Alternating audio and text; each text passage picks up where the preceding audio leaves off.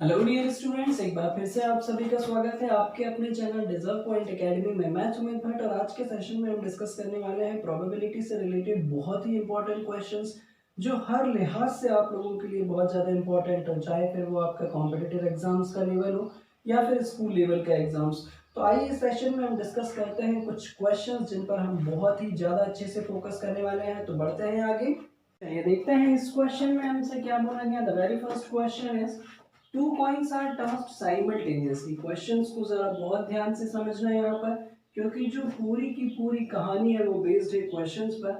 Answers तो हमारे पास एक फ्रैक्शन में आ जाना है। यहाँ पर सबसे ज्यादा इंपॉर्टेंट चीज जो है फोकस करने लायक वो है क्वेश्चन। क्वेश्चन को आप बहुत अच्छे से समझ लें, क्योंकि आंसर लाने में यहाँ पर टाइम नहीं लगता यदि अगर क्वेश्चंस के कॉन्सेप्ट आप लोगों के दिमाग में पूरी तरीके से क्लियर है। तो यहाँ पर हमसे क्या बोला गया, two coins are tossed simultaneously, find the probability of getting exactly two head और at least one head। तो हम यहाँ पे सबसे पहले ये देख लेते हैं कि यदि अगर दो कॉइन्स को एक साथ टॉस किया जाता है तो कंडीशंस क्या क्या बनती हैं।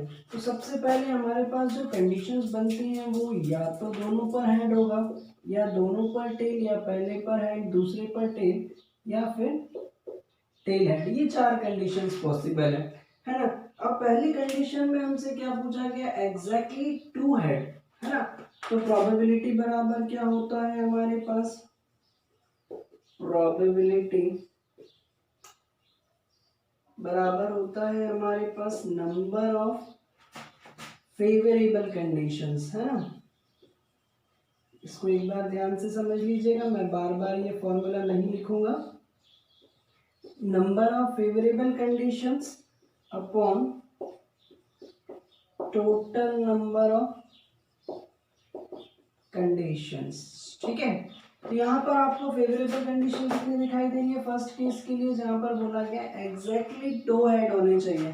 तो स्वाभाविक सी बात है प्रोबेबिलिटी इसकी कितनी हो जाएगी, फेवरेबल कंडीशन एक ही है और टोटल कंडीशन कितनी है, चार। तो प्रोबेबिलिटी कितनी हो जाएगी, 1/4।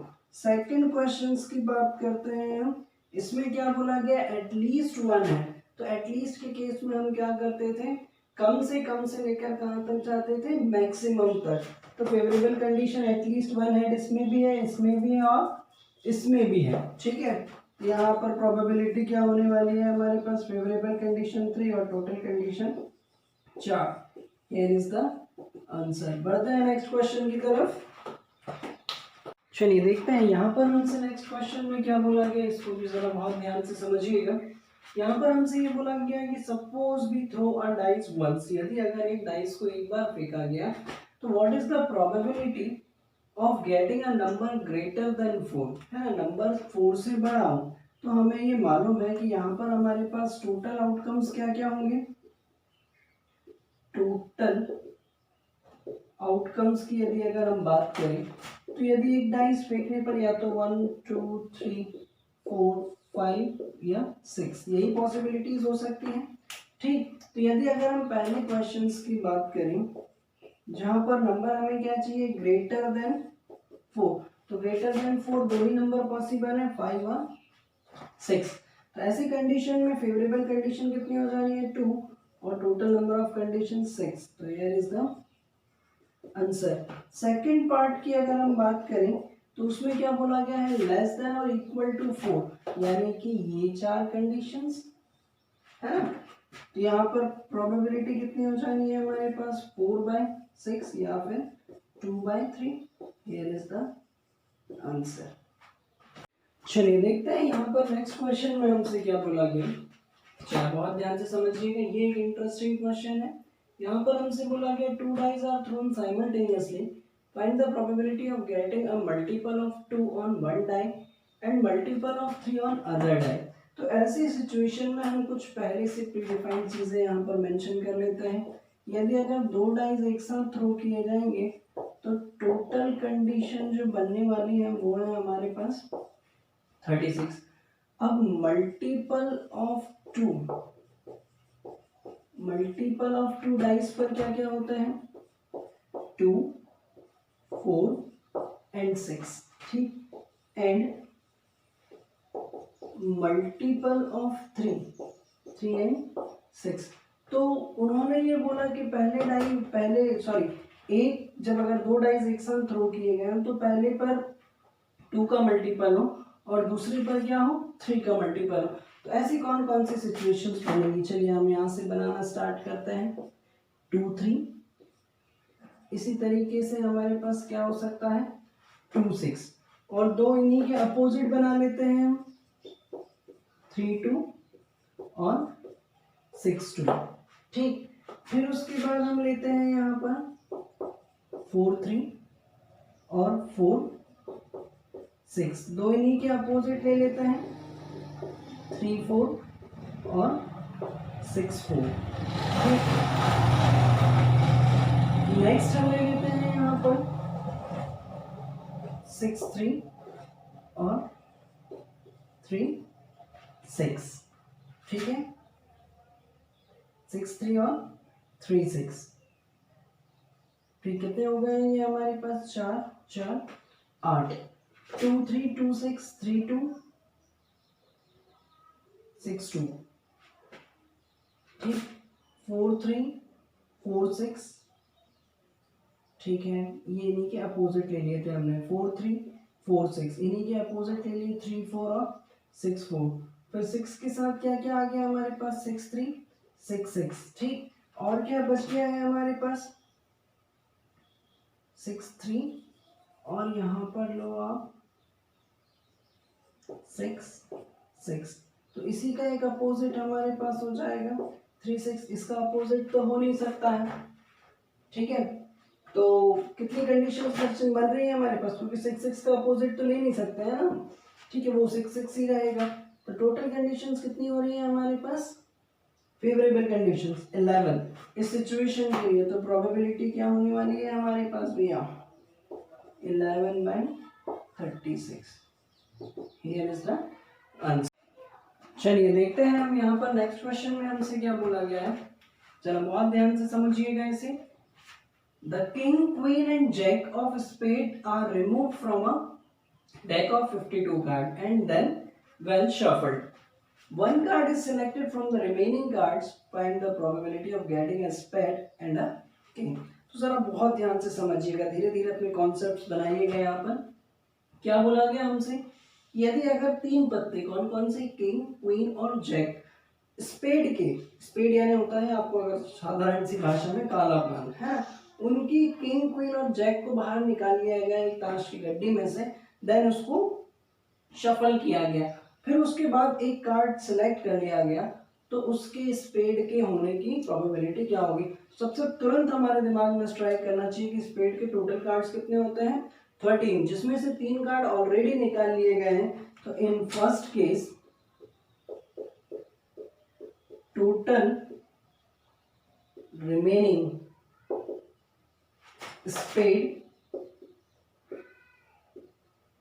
कार्ड कितना है हमारे पास 10, और डेक में कितने कार्ड्स बचे, जब 3 कार्ड निकाल लिए गए तो कितने कार्ड्स रह गए उसमें 49। तो प्रोबेबिलिटी कितनी होने वाली है भैया 10/49। ठीक है, देन उनने क्या पूछा सेकंड उसमें कि वो जो कार्ड सेलेक्ट किया गया वो एक किंग हो, और एक किंग तो ऑलरेडी निकाल लिया गया है डेक में से। तो टोटल किंग कितने होते हैं डेक में 4, एक निकाल लिया गया तो बचे कितने 3। तो सेकंड कंडीशन में प्रोबेबिलिटी कितनी होने वाली है 3/49। Here is the answer. चलिए देखते हैं नेक्स्ट क्वेश्चन में इसमें क्या बोला गया हमसे। 3 bags containing 10 orange, 10 green and 10 red balls respectively are mixed together in a large bag. उनको उठाकर एक बड़े बैग में thoroughly mix कर दिया गया।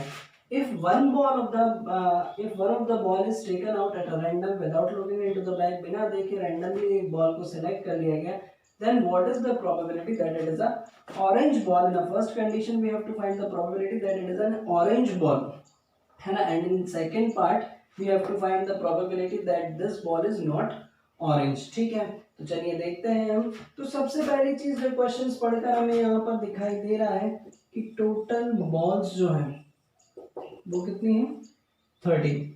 ठीक है, तो पहली कंडीशन में हमसे क्या बोला गया कि ऑरेंज बॉल होने की प्रोबेबिलिटी, तो ऑरेंज बॉल 10 थी, तो प्रोबेबिलिटी कितनी हो जाएगी 10/30, that is 1/3। Here is the answer. Second condition में हमसे क्या बोला गया कि वो बॉल जो है वो ऑरेंज ना हो। अब ऑरेंज नहीं होंगी तो क्या होंगी, ग्रीन या रेड होंगी। तो ग्रीन और रेड टोटल कितनी है, 20/30। तो प्रोबेबिलिटी कितनी होने वाली है, 2/3। Here is the answer.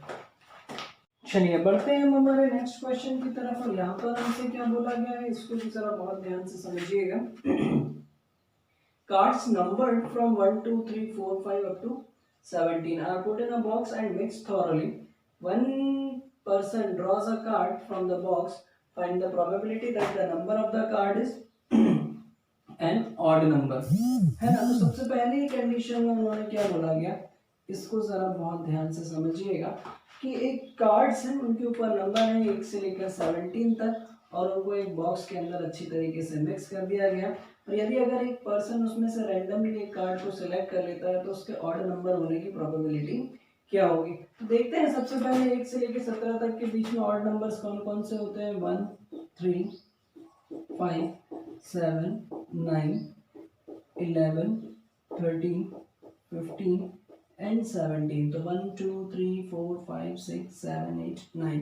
तो प्रोबेबिलिटी कितनी होने वाली है हमारे पास, 9/17। Here is the answer. Second part की तरफ आगे बढ़ते हैं और उसमें क्या बोला गया उसको भी जरा बहुत ध्यान से समझिएगा। अब प्राइम नंबर, तो प्राइम नंबर कौन कौन से हैं इसमें से, 2, 3, 5, 7, देन 11 के बाद 13 के बाद 14 नहीं होगा, 15 नहीं होगा, 16 नहीं होगा एंड 17 होगा। ठीक है। तो टोटल नंबर्स यहाँ पर कितने हो रहे हैं हमारे पास, probability 7/17। 1, 2, 3, 4, 5, 6, 7। Here is the answer. Third part में देखते हैं, इसमें क्या बोला गया, डिविजिबल बाय 3। डिविजिबल बाय 3 कौन कौन से नंबर्स हैं हमारे पास, 3, 6, 9, 12, 15। ठीक है, 5 नंबर्स। तो प्रोबेबिलिटी कितनी होने वाली है, 5/17। चलिए बढ़ते हैं आगे, और उससे पहले इसे मुझे रफ करना पड़ेगा, तो आप लोग पॉज करके नोट कीजिएगा इसे।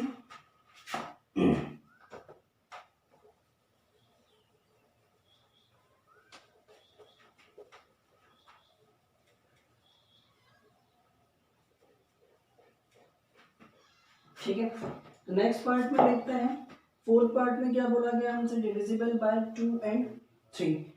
2 और 3 से डिविजिबल होने वाले नंबर्स कौन कौन से हैं हमारे पास, पहला 6 जो 2 से भी डिवाइड होता है और 3 से भी डिवाइड होता है, देन 12 जो 2 से भी डिवाइड होगा और 3 से भी डिवाइड होगा।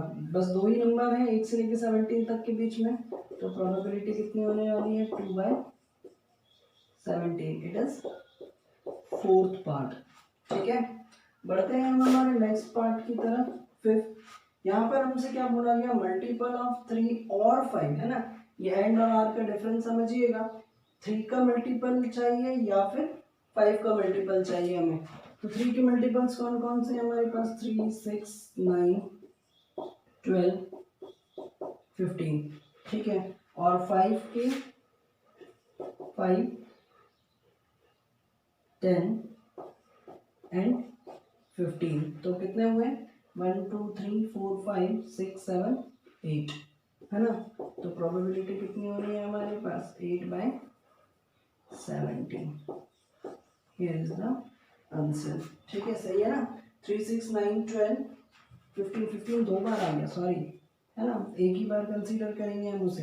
यहाँ पर कितना हो जाएगा, 7/17। चलिए बढ़ते हैं नेक्स्ट क्वेश्चन की तरफ, और ये एग्जाम पॉइंट ऑफ व्यू से बहुत ही ज्यादा इंपॉर्टेंट क्वेश्चन है, इसलिए जरा बहुत ध्यान से समझिएगा। इसमें क्या बोला गया, Savita and Hamida are friends, ये दो फ्रेंड्स थी। What is the probability that both will have same birthday, उनका साल भर में एक ही दिन बर्थडे आता हो, है ना। यहाँ पर एक कंडीशन और दे दी गई है, इग्नोरिंग लीप ईयर्स। ये क्यों दिया गया है, इसको भी जरा बहुत ध्यान से समझना, क्योंकि हम जानते हैं कि लीप ईयर में एक दिन एक्स्ट्रा होता है। दैट इज कि आप जो टोटल डेज हैं, अगर लीप ईयर होगा तो ऐसी कंडीशन में टोटल डेज कितने कंसीडर करने पड़ेंगे, 366, लेकिन यहाँ पर क्लियरली मेंशन किया गया है कि लीप ईयर को इग्नोर करना है, यानी कि नॉर्मल ईयर की बात कर रहे हैं वो उनसे।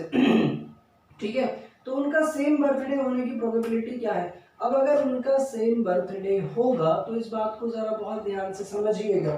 ठीक है, कि अब अगर नॉर्मल ईयर की बात करें तो उसमें 365 डेज होते हैं, और 365 डेज में से कोई भी दिन उनका बर्थडे हो सकता है। जैसे फॉर एग्जांपल अगर उनका सेम बर्थडे होगा तो या तो 1 जनवरी को दोनों को आ सकता है, या 2 जनवरी को, या 3 जनवरी को। ऐसा 365 दिनों में से किसी भी दिन उनका बर्थडे आ सकता है। यानी कि पहली कंडीशन में हमारे पास फेवरेबल कंडीशन कितनी है, 365, है ना। अब टोटल कंडीशन कैसे होंगी इस बात को भी जरा बहुत ध्यान से समझिएगा।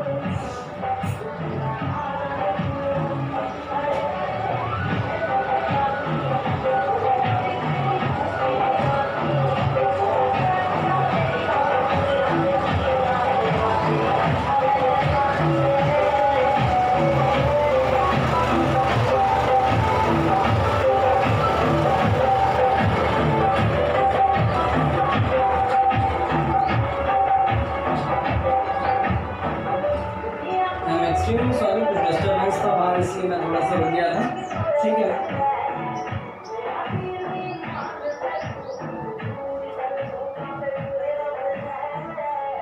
चलिए आई होप आप क्लियर होगा, है ना। तो यहाँ से हमारे पास फेवरेबल कंडीशंस कितनी हो गई थी, 365। अब टोटल नंबर ऑफ कंडीशंस कितनी होगी, जरा इसको भी बहुत ध्यान से समझिएगा। तो यहाँ पर हमारे पास टोटल नंबर ऑफ कंडीशंस होंगी 365 इंटू 365। अब आपके दिमाग में ये चल रहा होगा कि टोटल कंडीशंस कैसे कितनी है। तो ये हम प्रीवियसली सेक्शंस में देख चुके हैं जब हम बेसिक्स पढ़ रहे थे प्रोबेबिलिटी का। और अगर आप लोगों ने नहीं पढ़ा हो तो मैं नीचे इस वीडियो के लिंक में डिस्क्रिप्शन में मैं लिंक को मेंशन कर दूंगा, तो आप लोग एक बार उसे पढ़ लीजिएगा। लेकिन फिर भी मैं यहाँ पर मेंशन कर देता हूँ एक छोटे सा एग्जाम्पल को लेकर। यदि अगर हम एक सिक्का उछालते हैं तो एक सिक्के पर टोटल कंडीशन होती है 2, है ना। एक सिक्के को उछाले जाने पर टोटल कंडीशंस कितनी बनती हैं, 2। जब यदि अगर 2 सिक्के एक साथ उछाले जाते हैं तो टोटल कंडीशन बनती है 2 टू द पावर 4। इसी तरीके से डाइस की अगर हम बात करें तो एक डाइस उछाले जाने पर टोटल कंडीशन बनती है 6। 2 डाइस एक साथ उछाले जाने पर टोटल कंडीशन बनती है 36। इसी तरीके से जब हम एक पर्सन की बात कर रहे हैं तो टोटल कंडीशंस होंगी 365। लेकिन अगर 2 पर्सन्स की बात कर रहे हैं और साल उसमें इंक्लूड है तो वो कितना हो जाएगा, 365 की पावर 2। That means 365 into 365। तो यहाँ पर टोटल कंडीशंस जो है वो किस तरीके से आएंगी, इस तरीके से। यहाँ पर एक 365 से एक 365 कैंसिल हो जाएगा, यहाँ पर बचेगा 1/365। यानी कि साल भर में किसी भी एक ही दिन उनके बर्थडे हो सकते हैं। प्रोबेबिलिटी कितनी हो जाएगी, 1/365। अब सेकंड कंडीशन में क्या बोला गया, इसको जरा बहुत ध्यान से समझिएगा और दूसरे तरफ से ले जाने की कोशिश हम इसको करने वाले हैं। ठीक है, तो यहाँ से क्या बोला गया, डिफरेंट बर्थडे अब उनके। अब यदि अगर उनके सेम बर्थडे नहीं होंगे तो क्या होंगे, उनके डिफरेंट बर्थडे होंगे। तो हमने ये कंडीशंस पढ़ी हैं ऑलरेडी कि जब यदि अगर किसी भी कंडीशन के होने की प्रोबेबिलिटी हमें मालूम हो और उसके ना होने की प्रोबेबिलिटी हमें निकालनी हो तो हम क्या करते थे, 1 में से उठाकर उसके होने की प्रोबेबिलिटी को माइनस कर देते थे, है ना।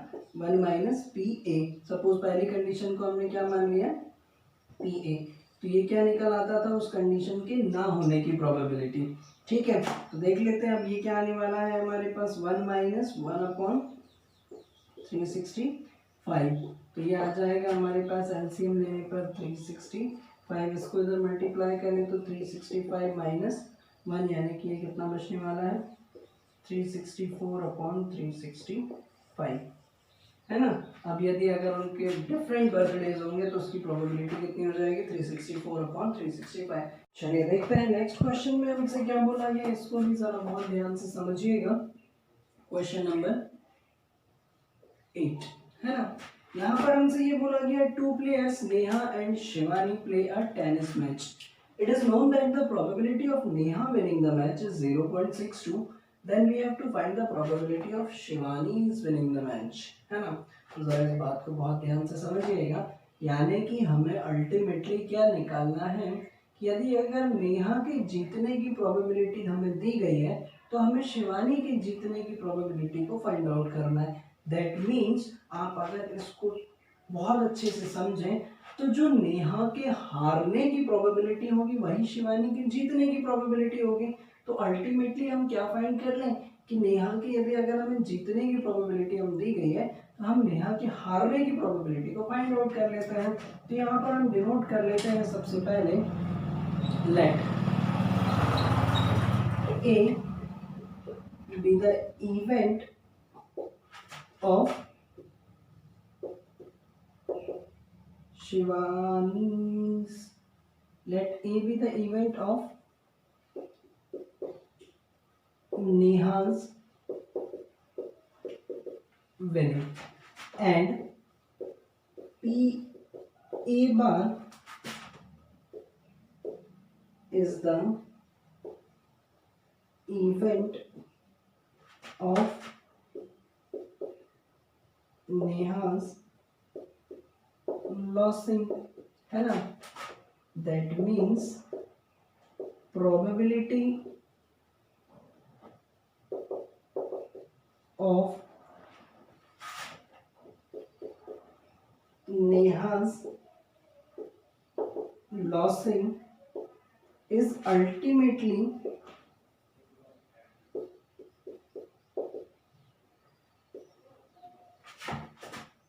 equal to Shivani's winning। ठीक है, तो हमें ये मालूम है कि P A plus P A bar is equals to कितना होता है 1, और इसके जीतने की प्रोबेबिलिटी हमें कितनी दी गई है 0.62 plus P A bar is equals to 1, तो P A bar is equals to 1 minus 0.62, तो ये बचने वाला है हमारे पास 0.38। तो प्रोबेबिलिटी ऑफ शिवानी's winning, Shivani's winning is 0.38। Here is the answer। चलिए देखते हैं नेक्स्ट क्वेश्चन। ये भी थोड़ा सा इंटरेस्टिंग दिखाई दे रहा है और समझने की कोशिश करता है क्या बोला गया है यहाँ पर। 5 cards 10 jack queen king and ace, है ना, 5 पत्ते जिसमें क्या क्या शामिल था 10 jack queen king and ace of diamond, है ना। डायमंड यानी होता है हमारे पास ईंट का पत्ता जिसे आप लोग बोलते हैं रेड कलर का। Well shuffled with their face downward, उनको उल्टा करके शफल करके रख दिया गया। 1 card is picked up at random, यदि अगर एक कार्ड उसमें से रैंडमली सेलेक्ट कर लिया गया, then we have to find the what is the probability that the card is the queen। अब उस कार्ड की क्वीन होने की प्रोबेबिलिटी क्या होगी, देखते हैं हम यहाँ पर ध्यान से। टोटल कार्ड है हमारे पास 5 और उसमें क्वीन एक ही है, तो प्रोबेबिलिटी क्या होने वाली है 1/5। सेकेंड पार्ट की तरफ आगे बढ़ते हैं और उसमें भी उसका ए पार्ट, है ना, एन एस। अब सेकेंड पार्ट में एक चीज और मेंशन की गई है, इसको जरा बहुत ध्यान से समझिएगा और इस टाइप के जब क्वेश्चंस आए तो स्पेशली फोकस कीजिएगा इस पार्ट पर। उन्होंने क्या बोला गया, if the queen is drawn and put aside. अब पहले पार्ट में क्वीन निकाल ली गई थी तो उसको उठाकर साइड में कर दिया गया, तो अब टोटल कार्ड जो बचे हैं वो कितने हैं 4 में एक ही एस था, तो एस होने की प्रोबेबिलिटी कितनी हो जाएगी 1/4। और बी पार्ट में बोला गया कि उसके क्वीन होने की प्रोबेबिलिटी, अब क्वीन तो एक ही थी और उसको भी निकाल कर साइड में रख दिया गया है, तो क्वीन तो अब निकल नहीं सकती, तो उसकी प्रोबेबिलिटी कितनी हो जाएगी 0/4। ये सारे क्या होंगे हमारे पास आंसर। ठीक है, तो जरा इस तरीके से आप लोग थोड़ा थोड़ा अपना दिमाग का यूज करेंगे, क्वेश्चंस को बहुत अच्छे से पढ़ेंगे और उनको समझने की कोशिश करेंगे। चलिए देखते हैं नेक्स्ट क्वेश्चन, और ये आपकी एनसीईआरटी का ही क्वेश्चन है, कई दफा एग्जाम में पूछा गया, तो इसको भी जरा बहुत ध्यान से समझिएगा। यहाँ पर हमसे क्या बोला गया, 12 defective pens are mixed excellently with 132 good pens. It is not possible to just look at a pen where and tell whether it is defective or not. One pen is taken out at a random from this lot. Determine the probability that the pen taken out is a good one. अब उन्होंने क्या कहा कि accidentally 12 खराब pen 132 अच्छी पेनों के साथ mix हो गए हैं, है ना। अब ये देखकर पता नहीं लगाया जा सकता वहां पर कि कौन सा पेन अच्छा है और कौन सा पेन खराब है, ठीक है। तो यदि अगर रैंडमली हमने उसमें से एक पेन को सिलेक्ट कर लिया तो उस पेन के अच्छे होने की प्रोबेबिलिटी क्या होगी। तो अब यहाँ पर देखते हैं हम टोटल पेन कितने हो गए हमारे पास 12 प्लस 132 यानी कि 144 पेन्स हो गए। अब जिसमें से गुड वन कितने हैं, अच्छे पेन कितने हैं 132 और डिफेक्टिव कितने हैं, डिफेक्टिव है 12। तो प्रोबेबिलिटी हमें निकालनी है अच्छे पेनों की। तो अच्छे पेन कितने 132, टोटल कितने हैं 144। इसे आप लोग कट शॉर्ट कर लीजिएगा। यदि अगर हम इसे 2 से कैंसिल करें तो कितना आने वाला है 2 6 12, 2 6 12, यहाँ पर 2 फिर अगेन 33 बाई 36, फिर 3 से कैंसिल कर लें तो 11, यहाँ पर 12। Here is the answer.